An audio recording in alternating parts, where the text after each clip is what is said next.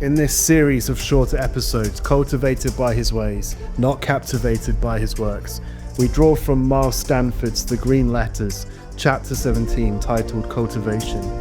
Across 10 short days, we ask, will we be captivated by works or cultivated by his ways?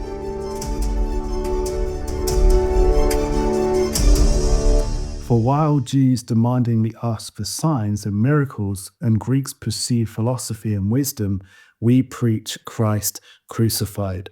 1 Corinthians 1, 22 and 23. In the Gospels, the demand for signs followed Jesus everywhere he went. In Matthew 16, the Pharisees and Sadducees tested him, asking for a sign from heaven, and he rebuked them for reading the weather, yet being blind to the signs of the times. In John chapter 2, after Jesus cleansed the temple, they demanded, "What sign can you show us to prove your authority?" And his reply pointed beyond wonders to his death and resurrection. And he said to them, "Destroy this temple, and in 3 days I will raise it up." Even at the cross, they mocked him, saying, "Let him come down, and we will believe him." Matthew 27:42. And again, their demand for signs blinded them to the very sign standing before them. And this is the tragedy. The Son of God was in their midst, yet they could not recognize him. They chased wonders, but missed the one they pointed to. They sought proof, but overlooked the person. And Jesus offered them himself, the bread from heaven, the living water, the light of the world. All the signs pointed that he was the destination. And Paul echoes these words in his letter to the Corinthians. Jews ask for signs, Greeks pursue wisdom, but we keep preaching Christ crucified. To be cultivated by his ways means learning to stop measuring God's presence by outward displays of signs, wonders, and miracles. What lasts is not the response of a crowd or the thrill of a moment, but Christ himself as the life being formed in the new man. The mystery once hidden is now revealed, Christ in you, the hope of glory.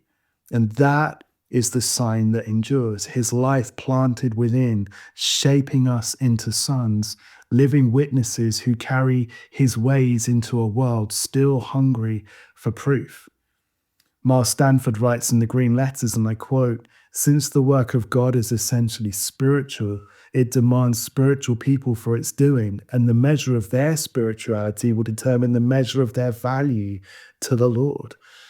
And this is why Jesus was so direct with the Pharisees. Their demand for signs did not end with themselves, because as leaders, they passed this on to the people. They shaped expectations around visible demonstrations.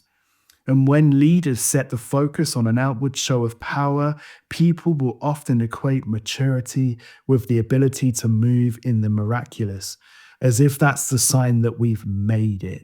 But Jesus called this blindness. You see, cultivation cannot be outsourced to leaders who still hunger for the next sign, yet remain untouched by his ways. It must come through those who have been cultivated by the Father. And as Jesus warned in Luke 11:52, "Woe to you, lawyers, for you have taken away the key of knowledge. You did not enter in yourselves, and you hindered those who were entering." The craving for the next sign leaves people shallow and stuck in their infancy, or milk drunk, as I heard recently, demanding proof of his existence and presence. But submitting to his dealings brings depth and a release of his life from deep inside the inner man. Cultivation is the Father's way of ensuring that what remains is not excitement, but abiding life. The emotions of an event fade, but when Christ is maturing in his sons, their emotions cease to be the marker of their oneness, and instead they begin to share his very life in every aspect. Sons who know his ways do not chase after signs. The signs follow them because they are the message.